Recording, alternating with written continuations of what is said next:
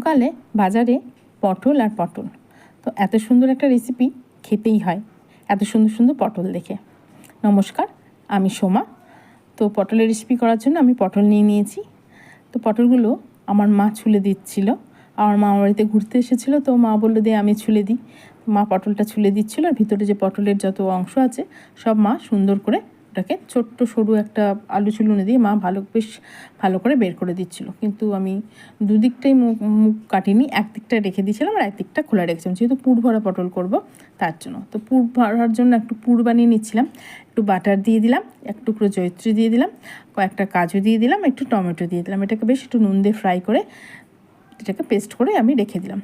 এবার প্যানের মধ্যে আমি সরষের তেল দিয়ে দিলাম, তার মধ্যে জিরে তেজপাতা ফোড়ন দিয়ে দিলাম, দিয়ে যে গ্রেভিটা করে রেখেছিলাম কিছুটা দিয়ে দিলাম আর কিছুটা আমি রেখে দিলাম। এবারে আমি জাস্ট আমরা যেগুলো সাধারণত যেই মশলা দিয়ে থাকি, জিরে, হলুদ, লঙ্কার গুঁড়ো, একটু নুন, মিষ্টি দিয়ে পটলের অংশটা আর একটু জল দিয়ে ভালো করে এটা কষলাম, আর একটু আদা কাঁচা লঙ্কাও দিয়ে দিলাম। দিয়ে ভালো করে পটলটা যতক্ষণ না সেদ্ধ হয় একটু ঢেকে ঢেকে এটাকে কষালাম। এবার যখন এটা সেদ্ধ হয়ে এলো তখন আমি একটা আলু সেদ্ধ করে রেখেছিলাম, সেটার মধ্যে দিয়ে দিলাম, দিয়ে ভালো করে আবারও কষালাম। তারপরে একটু ছানা করে রেখেছিলাম সেটাও এর মধ্যে দিয়ে দিলাম। পুরটা বেশ একটু টেস্টি হয়ে গেল। দিয়ে পুরটাকে ভালো করে শুকনো শুকনো করে নিলাম। দিয়ে একটু নামানোর আগে একটুখানি গরম মশলা দিয়ে দিলাম। অবশ্যই যে যার টেস্ট অনুযায়ী নুন চিনিটা দেবেন আর ঝালটাও দেবেন। দিয়ে এটাকে একদম শুকনো শুকনো করে এবার ফ্যানের হাওয়াতে একটু ঠান্ডা করতে দিয়ে দিলাম।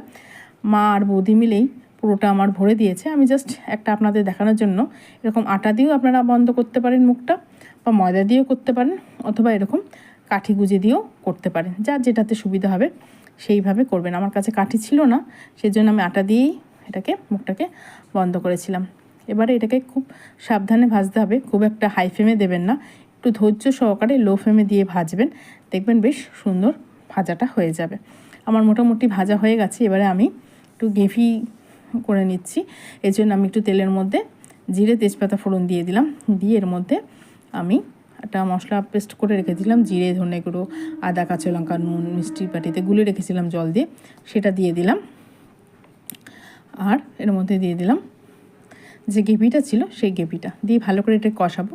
কষানো হয়ে গেলে এর মধ্যে জল দিয়ে এটাকে আমি ফুটতে দেবো। যখন ফুটে উঠবে ঝোলটা তখন এর মধ্যে আমি পটলগুলো আস্তে আস্তে ছেড়ে দেবো। এটা করতে করতেই আমার কিন্তু বাড়ির লোক অনেকেই খেতে বসে গেছে, তুলে তুলে এদেরকে দিয়ে দিতে হচ্ছিলো। যাই হোক, এতটাই টেস্টি হয়েছিল, সবাই বেশ বলেছে যে বেশ ভালো হয়েছে। অবশ্যই এইভাবে করে খাবেন, আপনাদেরও ভালো লাগবে। আর অবশ্যই ভালো লাগলে লাইক, কমেন্ট, শেয়ার করতে কিন্তু ভুলবেন না। এত সুন্দর, এত টেস্টি, আমার সবারকেই বলবো অবশ্যই ট্রাই করবেন।